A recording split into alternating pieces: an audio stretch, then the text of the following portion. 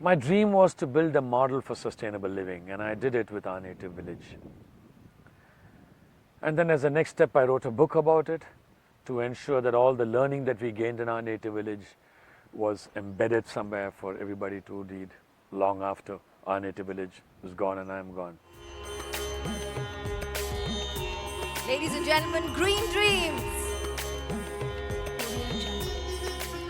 Ramkumar, distinguished guests, ladies and gentlemen, I'm delighted to be here to release Mr. Ramkumar's book, The Green Dreams, which is based on his own personal experiences of building our native village and learning from its own experiences. So this is a unique contribution that he's leaving behind, and for all of us to benefit from it. So let me first compliment Ramkumar for putting it all down for future generations.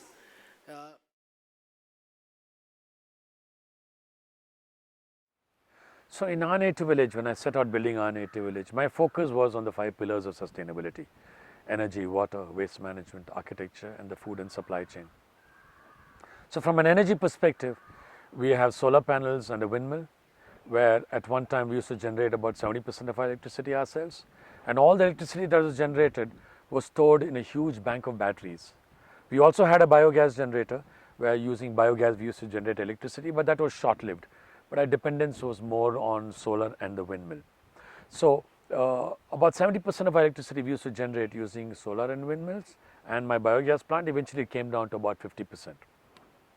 For all the water heating, we have solar water panels, solar water heaters, which is a no-brainer really, everybody's got to do that. But I always told myself, what if all the guests have a bath at 8 o'clock in the night, and at 5 in the morning they want to have another hot water bath? What do we do with hot water? And I remember those days my architect telling me, well, we'll tell people, we are a sustainable eco resort, there's no hot water. But that didn't seem right. If you're building a model for sustainable living for a resort, then it meant that you had to have hot water 24/7. So we looked at various solutions and eventually came up with what is known as a Gujarat Boiler, which is really a copper boiler, which is clad in stainless steel to make it look, funky and nice. And just with a handful of woody biomass, which you put in and you fire it up in about 20-25 minutes, we get about between 500 and 600 liters of boiling hot water. And that water supplies all the rooms, and that became our solution. So we went to multiple solutions as far as energy was concerned. From a water perspective, from all our roofs, we harvest all the rainwater, and all the rainwater is channeled to an underground 84,000 liter tank. It's filtered and it's stored there. All the rainwater that falls on the ground, there are channels which guides the water into 6 or 7 rainwater pits that we've dug, so that the rainwater goes and recharges the groundwater. Because we also have a borewell from which we take water, but from a sustainability perspective, the guiding spiritual principle, if you will ask me, is that you always give before you take. So we wanted to give back to Mother Nature before we took from Mother Nature. In the kitchen, we use shikakai, which is soap nut powder, and wood ash to clean all the vessels. And that's what they used to use in the villages those days, and it's perfectly hygiene conscious. And and all that water we've stored, and we use that water to water our plants, because if we use detergents in the kitchen, then we can't use that water to water your plants. You'll kill the plants, right? So this is one way of ensuring that the water that the plants got was clean, good water. The swimming pool, we had a fully natural swimming pool where we used to use aquatic plants to clean the water. It was a model from Austria that we brought into the country, and that was a very successful model. And it's the first time a swimming pool like that was installed anywhere in the country, in fact, anywhere outside of Europe. In Austria, they have huge community pools using the same principle. You have the pools in the south of France and various places, but we brought it to India for the first time. Because those days, having a chemical-free pool was not possible in India as yet, because the technology wasn't available. This is all that was available. So that's from a water perspective. From a waste perspective, I always say that waste management is the lowest hanging fruit, it's the easiest thing to do. But more importantly, it's just the morally and ethically the right thing to do. The guiding principle is, if you are going to generate waste, take care of your own waste. That's all it is. So it is more an attitude than anything else. So our attitude is a zero waste attitude. When you have a zero waste attitude, you will find ways to deal with all your waste, and which is what we did. So everything except the plastic, which is taken out for plastic, and the glass, which is taken out for recycling, everything else we process in various ways and do it within the resort. And frankly, this is all available for most people today. A lot of the waste food used to go into the biogas plant, a lot of the animal waste used to go to the biogas plant. So waste management is relatively an easier thing to do. From an architecture perspective, yes, we did a lot. Every single brick with which my resort is built, they are handmade bricks with soil from the land. So we used to dig, for the foundation, and that soil was used. Of course, it was stabilized using a bit of, 5% or 3% cement and some quarry dust, and it was just used to stabilize it. But more importantly, these bricks are only sun baked. They were not even fired in a brick kiln. So the embedded energy in my buildings is close to zero. So from an architecture perspective, we are as close as you can get to nature using completely local material. And then our supply chain, our food and supply chain. So from a food perspective, we are trying to propagate a practice or a theory called edible landscaping. Most hotels and resorts have this fancy landscape with ornamental plants. Now my point to them is, you're using resources like water, manure, people, gardeners. Use the same resources, and instead of just growing ornamental plants, grow edible plants where you grow fruits and vegetables. So you can have a hedge instead of an ornamental hedge. You have a hedge of chili plants, and they look quite pretty themselves, right? And imagine telling your guests to go pick the chili and bring it. And we used to do it in our resort. For lunchtime, when people came to the lunch table, we used to have a bamboo basket on the table. And there's a little note in the bamboo basket which said that, what's a bamboo basket doing on my table? And it gave instructions. So look up at the blackboard, order your food, and we only used to cook food with vegetables and fruits that grew on the farm. So the chef used to go check what all was there available, and he wrote up a menu. So you placed your order, and you took that bamboo basket with the waiter, and you went to the vegetable patch. You picked as many vegetables as needed for your food. You gave it to the chef, and within half an hour or 40 minutes, he cooked an absolutely fresh meal for you, which was delightful. Guests loved that, and they went and participated, in the planting, in the harvesting, in overall upkeep of the vegetable garden also. So we talk about edible landscaping so that your food chain is taken care of also from a sustainable perspective. So these are the 5 pillars of sustainability that we've used in our native village, and we've used it very successfully. Of course, can the model be tweaked? It will always need to be tweaked, because sustainability is a journey. You keep tweaking and you keep fine-tuning the model as you go along.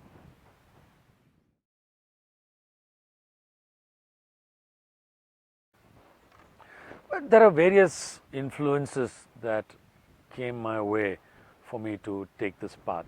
For starters, I realized that we are so resource dependent on the world outside, be it an electricity company or the government for water supply or for waste services. Our dependence on the world outside for basic resources, I'm talking about energy, water, waste management services. These basic resources, our dependence on the outside world is supreme. It's too extreme a dependence on the outside world, and that is not very sustainable, because when any business, when you depend on somebody else completely, the more the dependence is, the higher the risk. So when you look at it from a risk management perspective, the more you depend on the outside world, the more your risk is. Now when that comes down to basic services like electricity and water, waste services, that risk is too much. And it's especially pronounced perhaps in countries like India in the developing world, where that those services can break down very easily.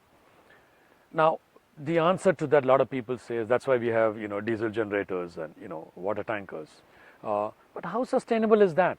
Is a question you ask yourself, because that's again dependence on somebody to supply diesel to you, right? That's again dependent on a tanker supplying water to you. So what steps do you take to insulate yourself against these risks risks of breakdown of these services becomes then a question a business asks on the pathway towards sustainability.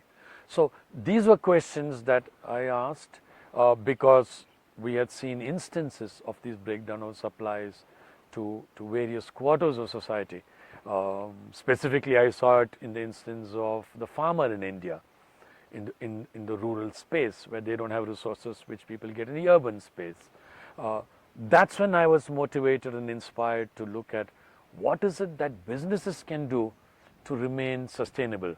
What is it that a business can do to tell themselves that I want to be completely self-reliant, self-sufficient. Is it possible or is it not possible? These are questions which businesses don't really contemplate at all, but these are questions which I contemplated and I looked for solutions towards that.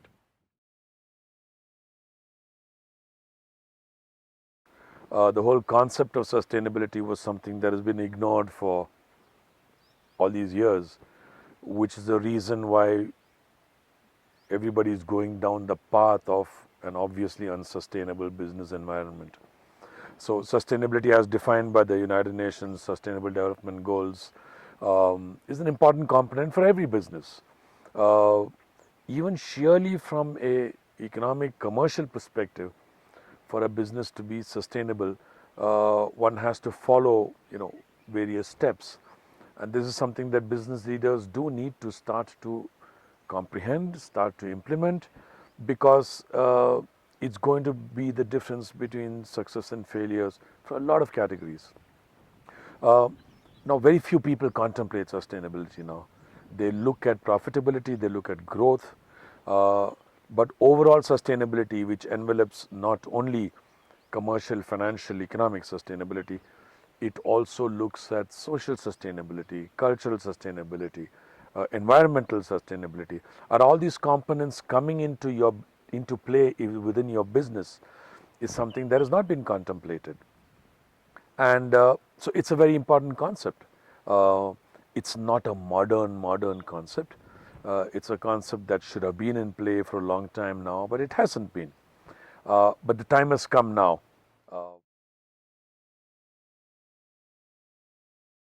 Capitalism, the way it has grown today,